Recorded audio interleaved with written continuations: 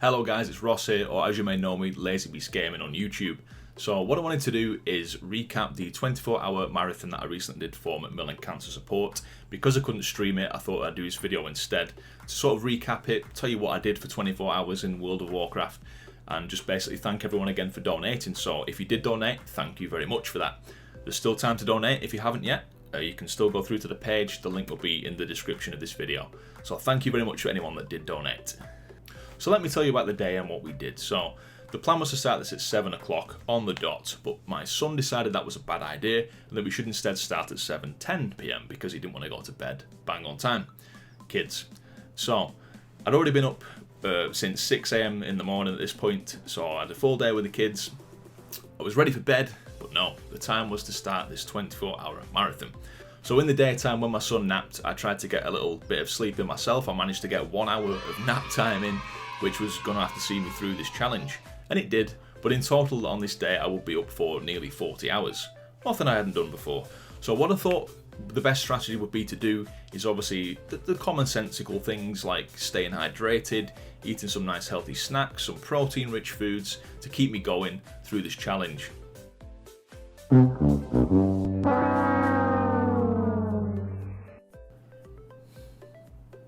Could have probably done better on that one.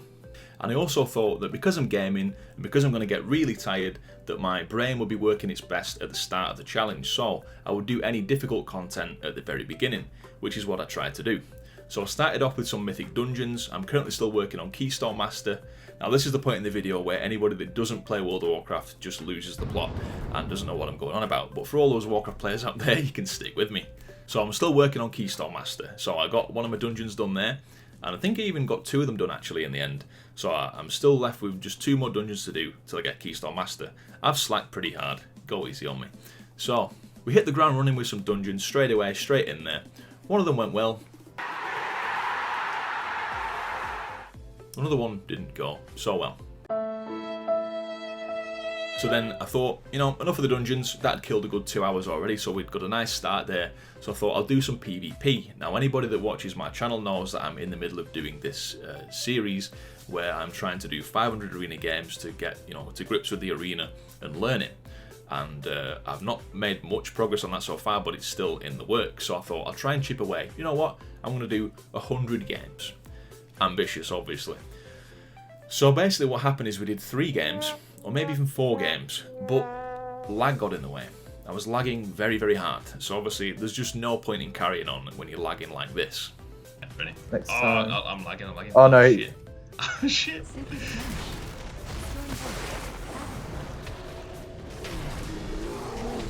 What is going on here, man? I'm lagging. Yeah, I'm lagging. Nope. So I thought, what better to do than some leveling?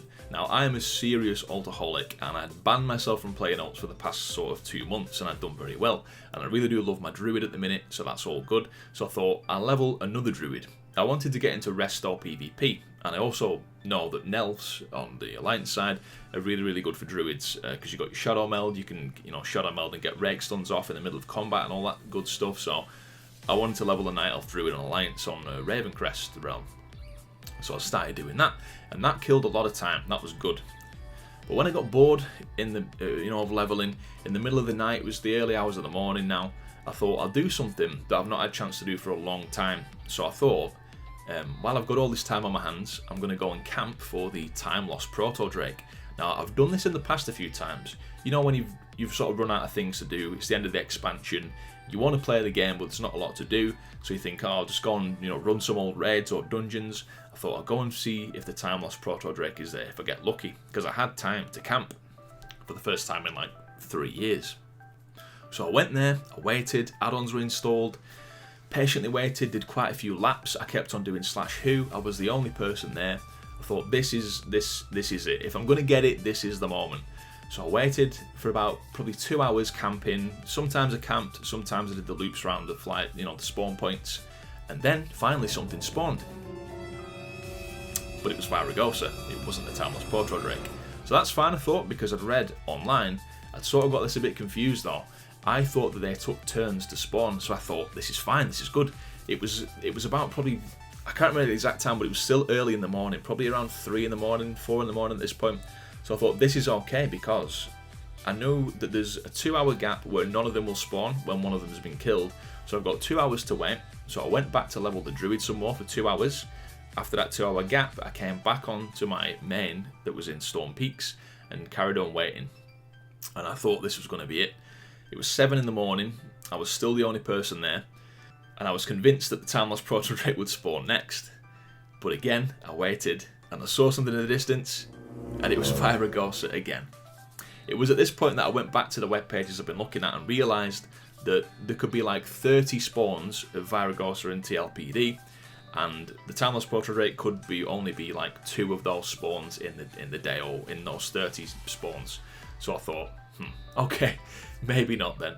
So I gave up on that, but at least I gave it a shot and I got Viragosa down as one of the things for the Frostbitten achievement, so there we go.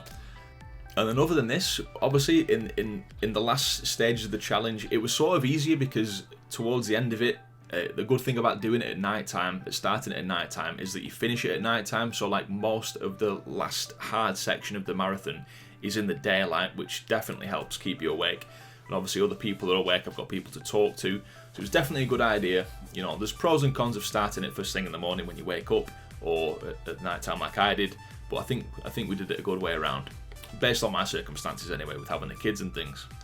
A sort of weird side effect that I found in being up for 24 hours and just gaming is my stomach didn't know where it was at. So like I didn't know if I wanted breakfast or like a big meal. Bit of confusion going on there with the old stomach. You definitely needed to know that. So yeah, as far as what I did for 24 hours in World of Warcraft, that was pretty much the bulk of it. Leveling, I did some battlegrounds, I did some side quests and things, you know, that normally you don't bother with, but when you've got time, do those. Obviously tried PvP, arenas didn't work because of lag, and yeah, just got a lot of things done really. It was quite easy to fill the time. It was really easy to fill the time, to be honest. There was never one point where I thought, what should I do? Thanks World of Warcraft. So yeah, I actually found the challenge quite easy.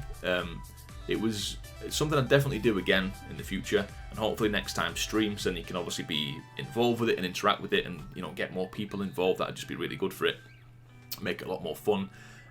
But yeah, it's something that I'm really glad that I did. And we managed to raise, at the time of this video, £235, so not bad for a first time, you know, fundraising event.